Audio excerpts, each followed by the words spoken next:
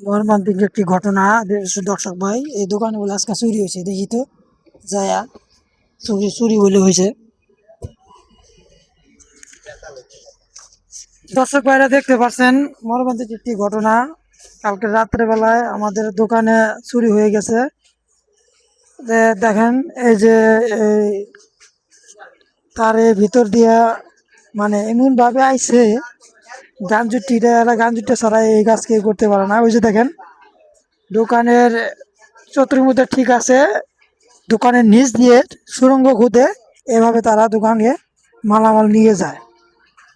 দেখেন এইভাবে চতুর্মুখটা ঠিক আছে, কিন্তু গেছে দেখেন এই সুড়ঙ্গ খুদে, সুড়ঙ্গের তল দিয়ে এই দেখেন সুড়ঙ্গের তল দিয়ে তারা এইভাবে খুদে দোকানের মালামাল তার যত তার ছিল তারগুলো নিয়ে গেছে। তাহলে এইভাবে দোকানের চুরি হওয়া আসলে দুঃখজনক একটি বিষয়। তো এইভাবে আর কতদিন চুরি হবে জানি না। দোকানের মালামাল এখানে তার ছিল তারগুলো নিয়ে গেছে, লাইটিং ছিল লাইটিং গুলো নিয়ে গেছে, সবকিছু নিয়ে গেছে শালার।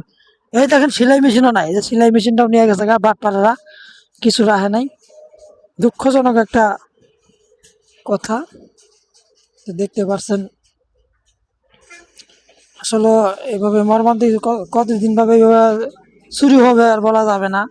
আর এইভাবে যে যারা কাজগুলা করেন, আসলে আপনারা যে কাজগুলো এইভাবে করে নিয়ে যান, আপনারা কি ধরা পড়বেন না?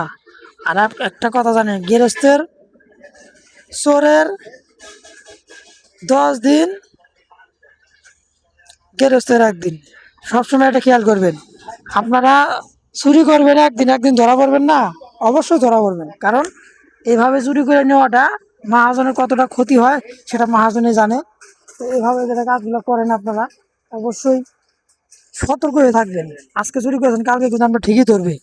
তাই সবাই উদ্দেশ্যে, দোকানদার ভাই উদ্দেশ্যে একটা কথা বলবো, সবাই সতর্ক থাকবেন।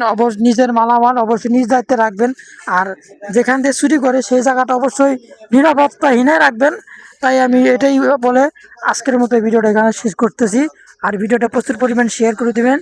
যারা অনেক ভাইয়ের আছে অবশ্যই এই ভিডিওটা দেখে সচেতন হয়ে যাবে ইনশাআল্লাহ। ভালো থাকবেন, সুস্থ থাকবেন, আল্লাহ হাফেজ।